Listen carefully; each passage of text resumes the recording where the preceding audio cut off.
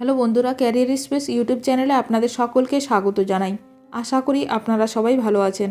আজকে এই মুহূর্তে শিক্ষক নিয়োগ সংক্রান্ত যে সবচেয়ে গুরুত্বপূর্ণ আপডেট উঠে এসেছে, বিস্তারিত সেই সম্পর্কে আলোচনা করব। তাই ভিডিওটি অবশ্যই শেষ পর্যন্ত দেখবেন নিয়োগ সংক্রান্ত অনেক নতুন নতুন আপডেট পাওয়ার জন্য।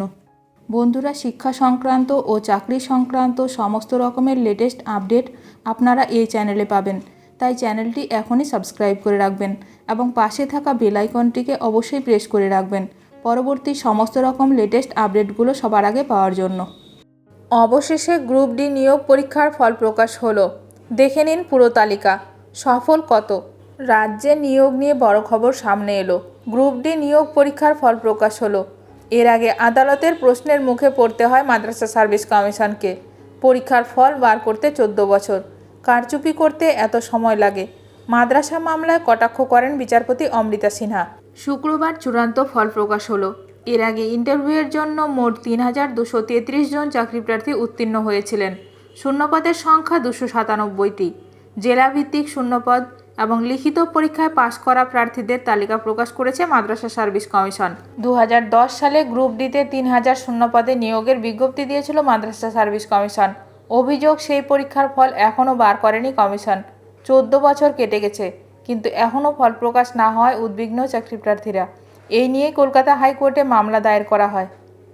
এর আগে কলকাতা হাইকোর্টের ডিভিশন বেঞ্চ সময় বেঁধে ফল প্রকাশের নির্দেশ দিয়েছিল। বিচারপতি অমৃতা সিনহা নির্দেশে জানান, আগামী 3 দিনের মধ্যেই মাদ্রাসা সার্ভিস কমিশনকে ফল প্রকাশ করতে হবে। মামলার শুনানিতে বিচারপতি অমৃতা সিনহার পর্যবেক্ষণ ছিল, একটি পরীক্ষার ফল বার করতে কিভাবে 14 বছর সময় লাগতে পারে। কমিশনের উদ্দেশ্যে বিচারপতির কটাক্ষ, গত 14 বছর ধরে পরীক্ষার ফল বার করা গেল না, কারচুপি করতে কি এত সময় লাগে?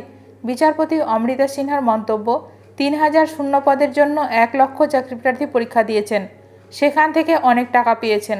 আগে কমিশন ওই ফল বার করুক, তারপরে আদালত তাদের বক্তব্য শুনবে। প্রসঙ্গত উল্লেখ্য, 2010 সালে গ্রুপ ডিতে 3000 শূন্যপদে নিয়োগের বিজ্ঞপ্তি দিয়েছিল মাদ্রাসা সার্ভিস কমিশন।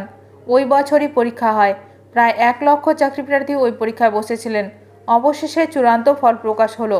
তালিকার পিডিএফ টেলিগ্রাম চ্যানেলে দেওয়া হয়েছে, লিঙ্ক ডেসক্রিপশনে পেয়ে যাবেন। সেখান থেকে পিডিএফটি ডাউনলোড করতে পারবেন।